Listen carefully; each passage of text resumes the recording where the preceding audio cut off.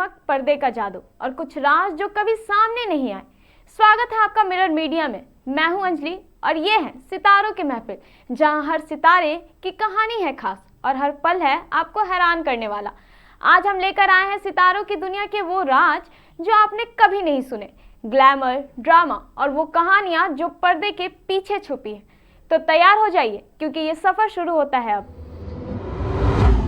आज एंटरटेनमेंट में सबसे बड़ी breaking update, Baahubali universe is back और इस बार ऐसी फॉर्म में जिसकी उम्मीद भी किसी ने नहीं की थी। बाहुबली द इटर्नल वॉर का एनिमेटेड टीजर रिलीज होते ही इंटरनेट लिटरली फ्रीज हो गया है। पहली बार इंडिया में आर्कन लेवल की एनिमेशन देखी गई। यस, बिल्कुल सही सुना आपने। इस प्रोजेक्ट पर वही इंटरनेशनल स्टूडियोज काम कर रहे हैं जिन्होंने आर्कन बनाया था और ये पूरा सिनेमैटिक यूनिवर्स प्रेजेंट कर रहे हैं एसएस राजा मौली। मतलब खेलने का लेवल ही अलग है। फैंस के रिएक्शन ट्रेंडिंग है। एवरी फ्रेम लुक्स लाइक अ पेंटिंग।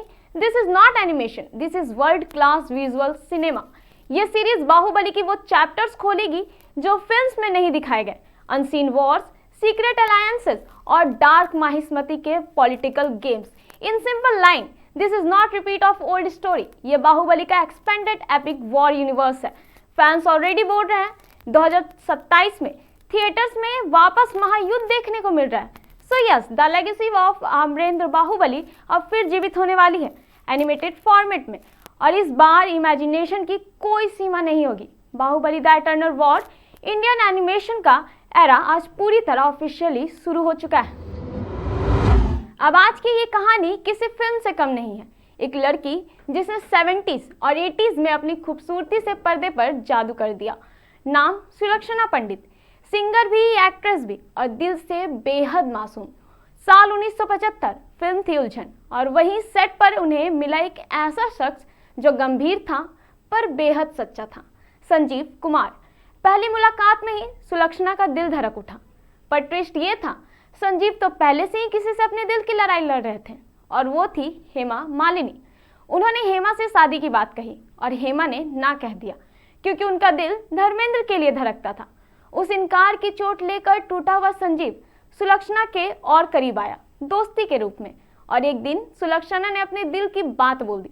लेकिन किस्मत का नियम शायद यही था कि इस कहानी को उसकी मंजिल नहीं देनी थी। संजीव ने सुलक्षणा को भी इनकार कर दिया, ऐसा इनकार जिसने सुलक्षणा की पूरी जिंदगी बदल दी। उन्होंने फिल्मों से दूरी बना ली, बाहर की दुनिया से भी दूरी बना ली और अंदर ही अंदर टूटती चली गई। 1985 में 6 नवंबर को संजीव कुमार का निधन हुआ और उसी दिन से सुलक्षणा की हंसी जैसे हमेशा के लिए कहीं खो गई।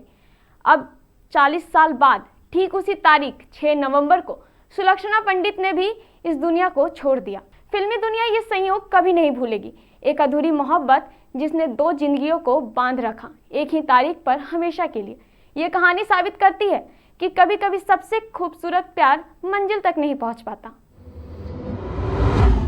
राहुल गांधी की एक प्रेस कॉन्फ्रेंस ने पूरे सोशल मीडिया का टॉपिक ही बदल दिया। हरियाणा चुनाव के बीच राहुल ने बीजेपी पर वोट चोरी का आरोप लगाया और दावा किया कि एक ब्राजीलियन मॉडल की तस्वीर हरियाणा के अलग अलग बूथ पर अलग अलग नाम से वोटर लिस्ट में इस्तेमाल हुई। यही एक सेंटेंस डिस्कशन को एंटरटेनमेंट में ड्रैग कर लाया क्योंकि ब्राजीलियन मॉडल सुनते ही सोशल मीडिया यूजर्स ने गेस लगा लिया कि ये वही है लारिसा बॉन्सी जो आर्यन खान की र्यूमर्ड गर्लफ्रेंड बताई जाती है। राहुल गांधी ने नाम नहीं लिया था लेकिन इंटरनेट ने सीधे टैग कर दिया लारिसा बॉन्सी को। अब असल में जिस मॉडल पर शक था उनका नाम था लारिसा नेरी, लेकिन सोशल मीडिया ने डिफरेंस समझने की जरूरत ही नहीं समझी और फिर लारिसा बॉन्सी के इंस्टाग्राम कमेंट्स में लिटरली फ्लड आ गया। Congratulation, you are now Indian citizen. Rahul Gandhi ने आपको फेमस ही कर दिया। Thank you for voting 22 times. मतलब हरियाणा बूथ पॉलिटिक्स से लेकर बॉलीवुड स्टार किड तक एक ही दिन में नाम उछल गया। और यही है आज की सबसे इंटरेस्टिंग बात। एक पॉलिटिकल प्रेस कॉन्फ्रेंस में कही गई एक इंटरनेशनल मॉडल वाली लाइन एक एंटरटेनमेंट ट्रेंडिंग टॉपिक में कन्वर्ट हो गई। लारिसा बॉन्सी जो लंदन में रहती है, बॉलीवुड से इनडायरेक्ट जुड़ी है, वो अचानक हरियाणा चुनाव ट्रेंड का चेहरा बन गई। ये है डिजिटल मीडिया का नया equation. Politics into Bollywood into social media is equal to viral content. अब 7 नवंबर 2025 को बॉलीवुड से आई है खुशियों भरी खबर। कैटरीना कैफ मां बन गई हैं और विक्की कौशल बने हैं पिता। जी हाँ, कपल ने अपने पहले बच्चे का स्वागत किया है। कैटरीना और विक्की ने अपने ऑफिशियल इंस्टाग्राम अकाउंट पर एक नोट शेयर किया जिसमें लिखा, हमारी खुशियों की सौगात आ गई। अपार कृतज्ञता के साथ हम अपने नन्हे मेहमान का स्वागत करते हैं। 7 नवंबर 2025 पोस्ट के सामने आने के बाद से ही सोशल मीडिया पर बधाइयों का तांता लग गया। अब बात करते हैं इस खूबसूरत सफर की जिसे किसी ने प्लान नहीं किया पर किस्मत ने बहुत खूबसूरती से लिखा। कैटरीना और विक्की की पहली मुलाकात 2019 के स्क्रीन अवार्ड्स में हुई। विक्की उस शाम शो होस्ट कर रहे थे। स्टेज पर सब कुछ प्रोफेशनल था, लेकिन बैक स्टेज दोनों के बीच बातचीत की हल्की सी डोर बन चुकी थी।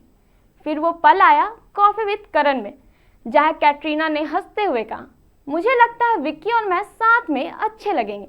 ये बात सुनकर विक्की खुद हैरान रह गए थे, लेकिन शायद यही वो हिंट थी जिससे उनके रिश्ते की शुरुआत हुई। इसके बाद करण जौहर की एक पार्टी में दोनों की फिर मुलाकात हुई। धीरे धीरे बातें बढ़ी, फिर दोस्ती, और वही दोस्ती एक खूबसूरत रिश्ते में बदल गई। फिर साल 2021 में राजस्थान में दोनों ने शादी कर ली। 23 सितंबर 2025 को कपल ने अपनी प्रेगनेंसी की घोषणा की और इसे बताया कि हमारे जीवन का सबसे खास अध्याय, और 7 नवंबर 2025 वो अध्याय पूरा हो गया है। उनकी दुनिया अब पहले से ज़्यादा पूरी, पहले से ज़्यादा खूबसूरत हो गई है। फैंस से लेकर इंडस्ट्री तक हर तरफ से शुभकामनाओं की बरसात हो रही है। आज की बिगेस्ट एंटरटेनमेंट अपडेट के पॉप से जुड़ी है। सुपर जूनियर D&E पहली बार इंडिया आए हैं। हाँ, डोंघे और यूनहॉक ने पिछले दिनों मुंबई के के टाउन फेस्टिवल में अपनी पहली लाइव परफॉर्मेंस दी और फैंस दीवाने हो गए। लेकिन असली मसाला ये है, डोंघे ने एक एक्सक्लूसिव इंटरव्यू में बताया कि वो इंडिया आना चाहते थे। उन्हें क्यूरियोसिटी थी कि इंडिया में कितने फैंस हैं और वो खुद इंडियन एल्प्स को सामने खड़े होकर गाना सुनाना चाहते थे। और सुनिए, डोंघे ने यह भी बोला कि अगर मौका मिला तो वो बॉलीवुड में काम भी करना चाहते हैं, मतलब पिक्चर में एक्टिंग करने का मौका मिला तो वो रेडी हैं। उधर यूनहॉक ने कहा कि उन्हें पहली बार इंडिया में फैंस को देखने की क्यूरियोसिटी थी और उन्होंने प्रॉमिस किया कि अगली बार कोशिश करेंगे कि पूरे जूनियर मेंबर्स को भी इंडिया लेकर आए। दोनों ने इंडियन एल्प्स यानी इंडिया में सुपर जूनियर्स के फैंस को थैंक यू बोला और ये भी कहा कि अगर फैंस रिकमेंड करे और मौका दे तो वो बार बार इंडिया आएंगे। Rashmika Mandanna film the girlfriend धीरे धीरे लोगों के दिलों में अपनी जगह बना रही है। पहले दिन थी थोड़ी शर्मीली, बस 1.30 करोड़ का ओपनिंग, लेकिन जैसे जैसे वीकेंड आया वैसे वैसे बढ़ी फैंस की दीवानगी। शनिवार को कमाई हुई 2.55 करोड़ और शनिवार को जोड़ा 2.18 करोड़ रुपए, यानी 3 दिन में फिल्म का टोटल कलेक्शन 6.3 करोड़ रुपए। अब आप कहेंगे इतना भी क्या खास है? तो जनाब, इस बजट फिल्म में 42 करोड़ की लागत लगी है और फिल्म भी दिल जीत रही है। तो सिर्फ ये फिल्म नहीं, एक फीलिंग होती है। फिल्म का टक्कर हुआ सोनाक्षी सिन्हा की जटाधारा से, लेकिन जटाधारा की स्पीड रही फास्ट गियर में और द गर्लफ्रेंड ने कहा बाय बाय स्वीट हार्ट।